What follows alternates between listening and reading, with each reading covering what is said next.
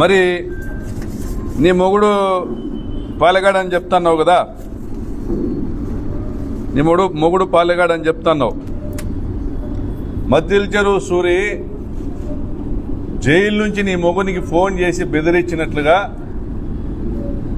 నేను పలానా టైంలో చంపుతానని చెప్పినట్లుగా నువ్వే సినిమా తీపించుకున్నావు.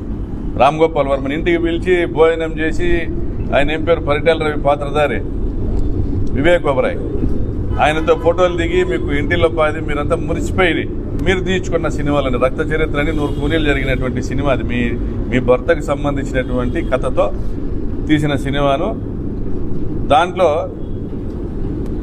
నువ్వే తీయించుకున్న సినిమా. సూరి ఫోన్ చేసి బెదిరించి చంపినాడని బయట నిజ జీవితంలో చూస్తే పరిటాల రవి చనిపోయేదానికి నెల ముందో కొన్ని రోజుల ముందో మద్దిల చెరువు సూరి నన్ను చంపాలని కుట్ర చేసినాడు, నన్ను చంపుతాడు ఖచ్చితంగా అని కూడా మాట్లాడినాడు. మరి ఎవరు మగవాడు? ఇవన్నీ అయిపోయినాయి. తర్వాత కాలం మారింది, పరిస్థితులు నీకు అనుకూలంగా లేవు. నీ మొగుడిని చంపిన సూరి కాళ్ళు పట్టుకొని నువ్వు ఎమ్మెల్యే అయినావు. నీ రాజకీయ జీవితం ఈరోజు 2009 తర్వాత నీ రాజకీయ జీవితం ఈరోజు మద్దిల చెరువు సూర్యనారాయణ రెడ్డి భిక్ష. మద్దిల చెరువు సూరి కాళ్ళు పట్టుకొని నువ్వు ఎమ్మెల్యే అయినావు. నీ బంధువుల్ని పంపిలే మద్దిల చెరువు సూర్యనారాయణ రెడ్డి దగ్గరికి 2009 ఎన్నికలకు ముందు.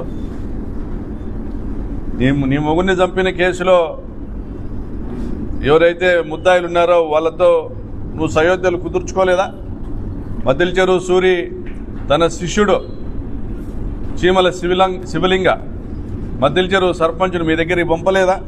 నీ తమ్ముడు బాలాజీ అతనికి 5 లక్షల డబ్బులు ఇచ్చి ఇండిపెండెంట్గా పోటీ చేయలేదా?